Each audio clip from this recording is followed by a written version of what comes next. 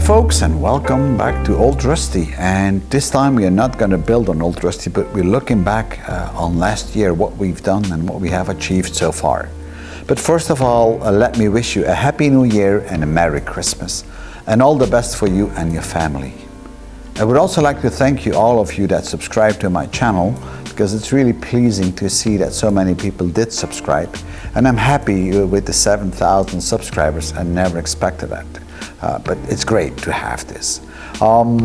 This year we will continue building on Old Rusty, but also on Land Rover Defender and Lotus Elise, and we will do a lot of house rebuilding as well. So if you see different videos on my channel, then don't worry, I have not forgotten about Old Rusty, but sometimes other things come in between. Now, a little bit about Old Rusty. We found Old Rusty in a barn last year in 2018. So we dragged it home, and once I got home with it, we did an inspection on it, and guess what? I even had the gray card. And the gray card is a card which was issued in France, proving that the vehicle was registered in France and it was on the road in 1949 and even before that, because it was built before that period. Some stuff we found out later. And that was great. I even had the original license plate. So that was kind of an easy and pleasant find to have all this matching stuff. Even the engine numbers matched, the chassis number matched. That was a great start. However, when we started to look a bit closer into the vehicle, and you might remember the video, it wasn't all that great. The vehicle was really, really rusty. That's when it got its name, Old Rusty, just because of the massive amounts of rust that we had on this vehicle. A quick check on the engine indicated very rapidly that the engine was seized and stuck. I still don't know exactly what's wrong with the engine, but it didn't look good. I think that the patient is dead. But not a big deal, we can always fix engines.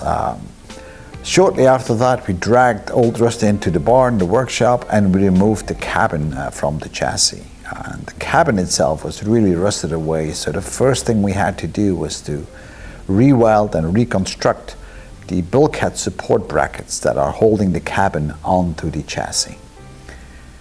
After that, we had to create a new cross member in the back of the cabin and then in the back panel of the rear of the cabin. So once we've got that in place, we had a little bit of rigidity back into the cabin, but it was still not very solid because it was still missing the inner sills. Now, building the inner sills was the next job we had to do. And the inner sills, I had no clue how they looked like because there was nothing left of it. So luckily there was one of the subscribers that passed me on a lot of pictures and dimensions from his U23 truck. And this was really great. See, that's what I really like about all of you guys, that you provide me so many good tips and comments. And in fact, all of you are building with me on Old Rusty. And this is the pleasant part. This is what I really enjoy. And that's why I keep on making those videos, not just for myself, but for all of us, so we can share the information.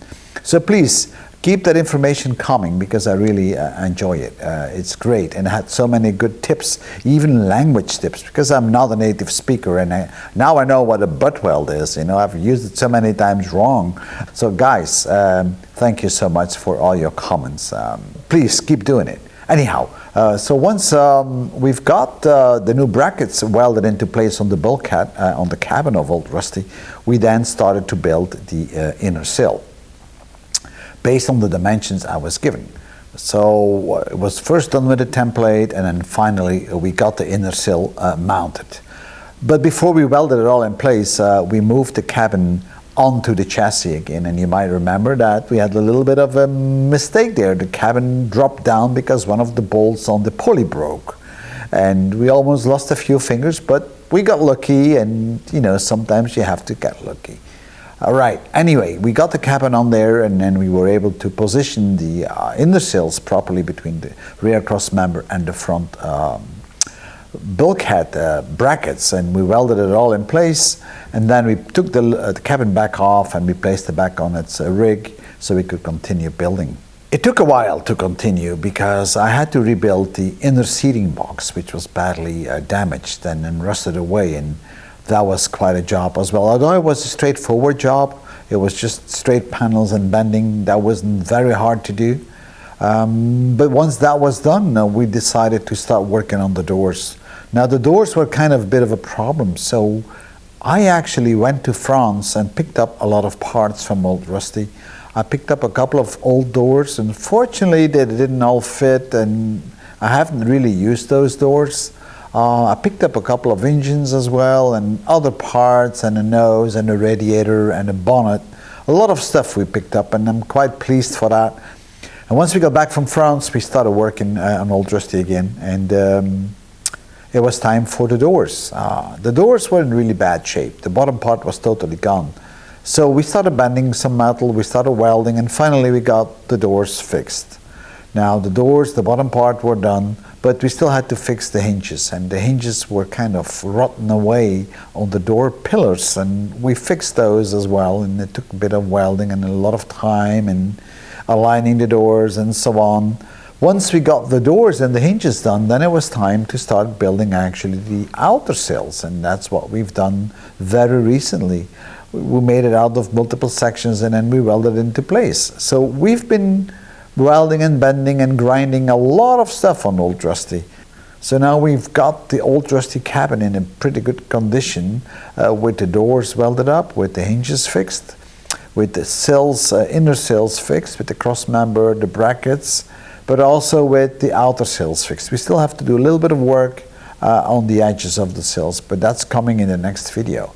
Now anyway, guys, there's still a lot to come on Old Rusty, believe me. 2019 will be an Old Rusty year.